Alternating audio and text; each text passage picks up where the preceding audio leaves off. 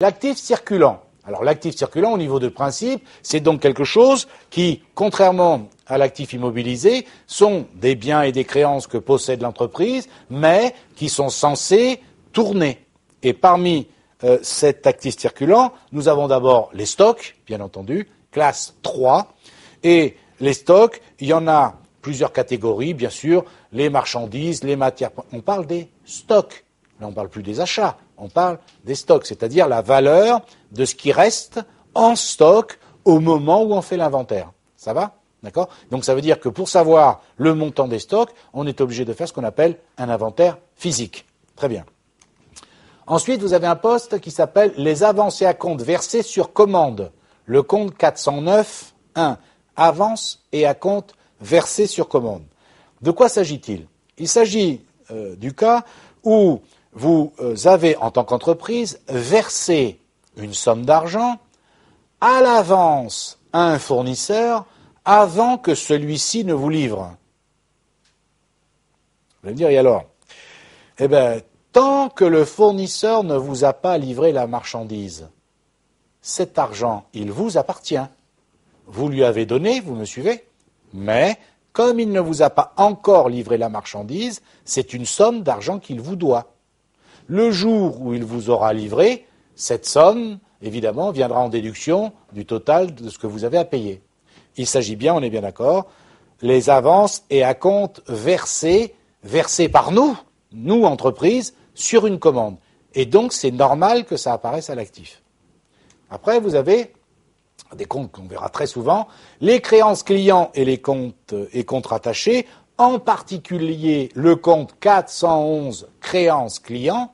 On est bien d'accord que, attention, si je vous demande qu'est-ce que c'est qu'un client, vous allez me répondre quoi? C'est quoi un client? Spontanément. Ne regardez pas ce qui est écrit, parce que là ça devient facile. Juste dites-moi, spontanément, qu'est-ce que c'est qu'un client pour vous? Un acheteur potentiel. Vous dites c'est un acheteur potentiel. Alors ça, c'est une réponse qu'on fait régulièrement, qui va dans le sens. D'habitude, on me dit plutôt, c'est quelqu'un à qui j'ai vendu quelque chose. D'accord. Ça, c'est vrai d'un point de vue comptable. D'un point de vue, commercial, excusez-moi. D'un point de vue commercial. D'un point de vue comptable, c'est pas du tout ça.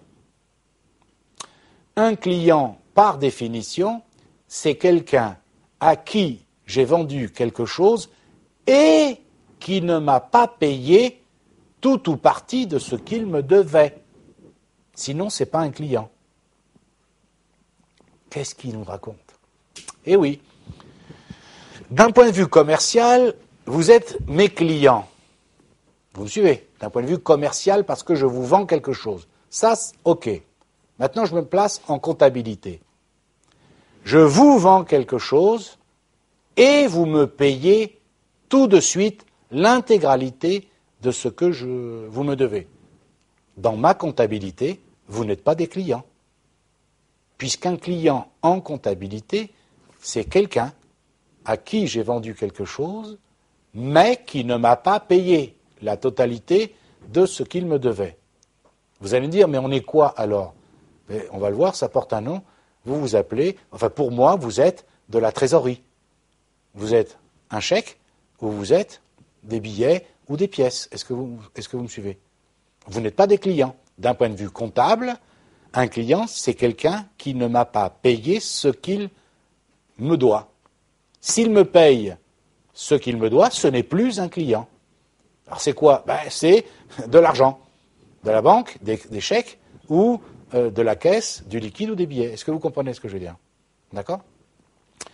Après, vous avez les autres créances. Alors, ce sont les comptes 42, 43, 44, 45, 46, parce que les comptes de tiers, ça commence par 4. Alors là, c'est très simple. Ce sont toutes les personnes qui, autres que des clients, bien sûr, nous doivent de l'argent et ne nous l'ont pas encore payé. Alors, qui peut nous devoir de l'argent autre que des clients? Eh bien, vous avez, par exemple, l'État qui peut vous devoir de l'argent. Exemple, vous avez payé trop d'impôts ou vous avez payé trop de TVA. Eh bien, l'État vous doit de l'argent. Pour vous, dans votre bilan, à ce moment-là, c'est une créance envers l'État. Le personnel peut vous devoir de l'argent. Eh oui, si vous avez consenti une avance à du personnel avant la fin du mois, vous me suivez? Ben, avant la fin du mois, le personnel, il vous doit cet argent. L'URSSAF, donc la sécurité sociale, pour faire ça un peu, vous devoir de l'argent. Des débiteurs divers. Alors maintenant, les valeurs mobilières de placement. Alors là, attention, un petit peu plus trapu. Donc, les VMP comptent 50. Alors, je vous rappelle que je vous ai dit tout à l'heure, on va revoir ça en détail. Quand je vous avais dit, on va étudier maintenant les titres de participation, les titres immobilisés, les TIAP, donc les titres immobilisés de l'activité de portefeuille, et les VMP. Alors, c'est maintenant que vous allez comprendre la différence entre ces 4 catégories. Je répète, titres de participation, titres immobilisés de l'activité de portefeuille et les VMP. Alors, le classement comptable des titres. Alors, les titres de participation, 261. Les titres immobilisés, soit les 271, soit les 272. Donc, les titres immobilisés, les titres de l'activité de portefeuille, les TIAP, 273, et les VMP sont tous des titres, mais ils sont divisés en 2 parties, en 2 catégories. Alors, la différence de classement entre 271, 272, 273 et 50 vient de la raison pour laquelle l'entreprise a acheté les titres et du nombre de titres possédés. Ces titres, essentiellement pour ne pas trop alourdir le dossier pour l'instant, ce sont essentiellement des actions que l'entreprise a achetées ou des obligations. Alors, les actions, c'est quoi? Les actions, ce sont des parts du capital d'autres sociétés que l'entreprise a achetées. Est-ce qu'on est d'accord? Les actions, ce sont des parts du capital d'autres sociétés que l'entreprise a achetées. Et en échange de ces actions, l'entreprise percevra éventuellement des dividendes. Vous vous souvenez de ce qu'on a dit tout à l'heure? Les produits financiers. D'accord. Les obligations maintenant. Alors évidemment, pour recevoir des dividendes, encore faudrait-il que la société fasse des bénéfices. C'est la condition. Très bien. Les obligations maintenant. Elles représentent cette fois-ci des titres émis par d'autres sociétés et que l'entreprise a achetés. D'une façon simple, je peux vous dire qu'est-ce que c'est qu'une obligation? C'est lorsqu'une entreprise, nous par exemple, nous avons prêté de l'argent à une autre société et que cette société, en échange de cet argent, nous a donné, on fait simple, ce n'est plus ce qu'on appelle matérialisé maintenant, mais on fait simple, un bout de papier, une obligation, sur laquelle il est écrit, exemple, Monsieur Doucet m'a prêté 1000 € pendant 4 ans, d'accord? En échange de ces 4 ans, je lui dois tant de pourcents d'intérêt par an. J'ai prêté de l'argent à une entreprise sous forme d'obligation. Ça n'a rien à voir avec une action. J'achète une action, je donne de l'argent à la société et en échange, elle me donne une action. Ça veut dire que je rentre dans le capital de la société. J'achète une obligation, ça n'a rien à voir. Je ne donne pas de l'argent, je prête de l'argent, ce qui est tout à fait différent. D'accord? Donc, par simplification, vous pouvez considérer que l'entreprise a prêté de l'argent à une autre société et qu'en échange, cette dernière lui a remis des obligations. Ces obligations rapporteront des intérêts tant qu'elles ne seront pas remboursées à l'entreprise. Ne confondons pas, là aussi, quand vous continuerez notamment en analyse financière, je vous ferai des cours où là, pendant des heures, on fera bien les différences entre les actions et les obligations. D'accord? Donc, les actions, les obligations. Alors, maintenant, on rentre vraiment dans le détail. Les titres de participation 261, qu'est-ce que c'est? Ce sont les titres dont la possession durable permet d'exercer une influence sur la gestion de la société émettrice.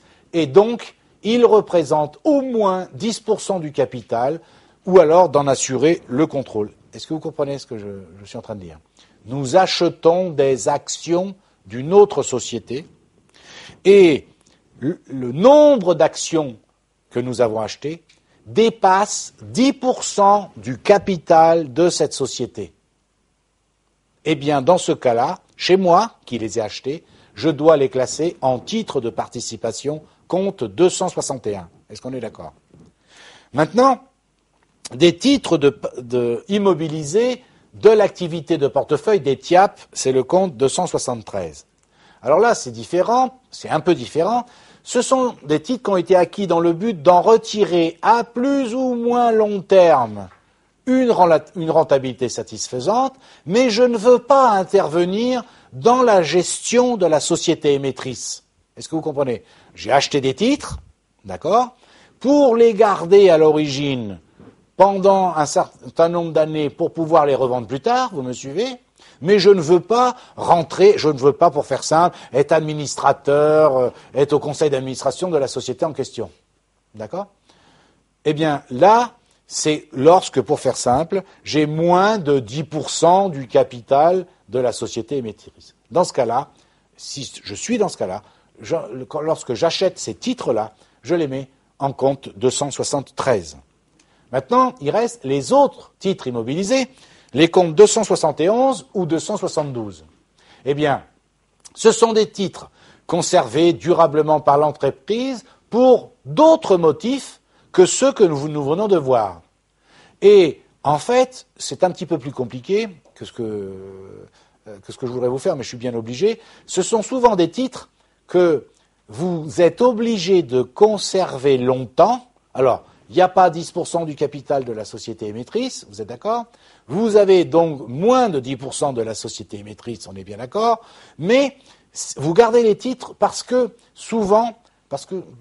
ils sont ce qu'on appelle en droit soumis à un nantissement, notamment pour garantir un emprunt, par exemple.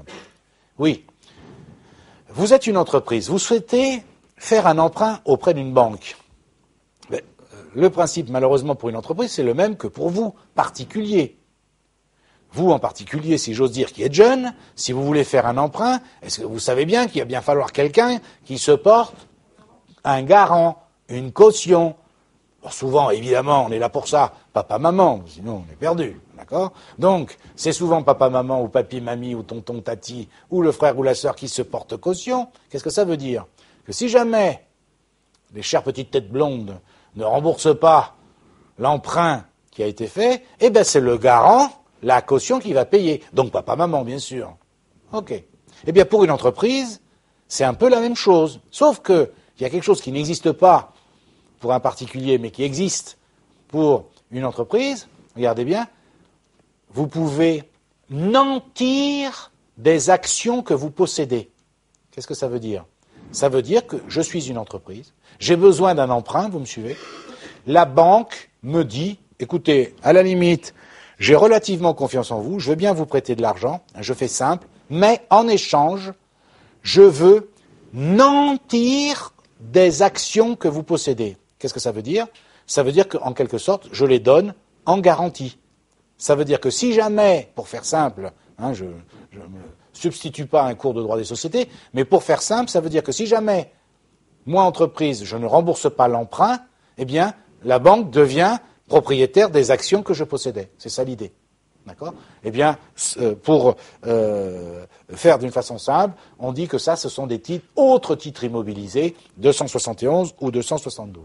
Et enfin, la quatrième catégorie de titres, que l'on voit beaucoup plus souvent. En clair, les autres titres immobilisés, on ne les voit pas souvent, puisque ce n'est pas tout le monde qui donne un nantissement départ. On est bien d'accord. Par contre, les valeurs mobilières de placement, les comptes 50, donc, ce sont des titres acquis par l'entreprise. Quels titres? Des actions, des obligations. Mais cette fois-ci, regardez la grande différence. Acquis en vue de réaliser un gain à brève échéance, c'est-à-dire que quand je les ai achetés, je ne voulais pas les garder longtemps, je ne voulais pas avoir plus de 10% du capital, je ne voulais pas avoir une influence dans la société, c'était juste pour faire ce qu'on pourrait qualifier de spéculation d'un point de vue financier. Et vous le comprenez, regardez bien, les VMP, c'est un compte 50. Vous allez me dire, et alors? Oui, les trois autres catégories de titres, regardez bien leur numéro, 261, 271, 273, et, enfin 261, 72, 71, 72 et 73. Ça, ce sont des IMO. Donc c'était des IMO, vous vous souvenez, les IMO, c'est quelque chose qu'on est censé garder longtemps. Alors que les VMP, d'accord, ce sont des titres, mais qu'on ne souhaite pas garder longtemps. Est-ce que vous comprenez? Ce qui veut dire, parce que je sais qu'au départ, ça trouble les gens, ça veut dire que moi, je veux, par exemple, acheter des actions de telle société. Eh bien, chez moi, selon ce que je veux en faire, vous me suivez, je peux l'enregistrer dans 4 endroits différents.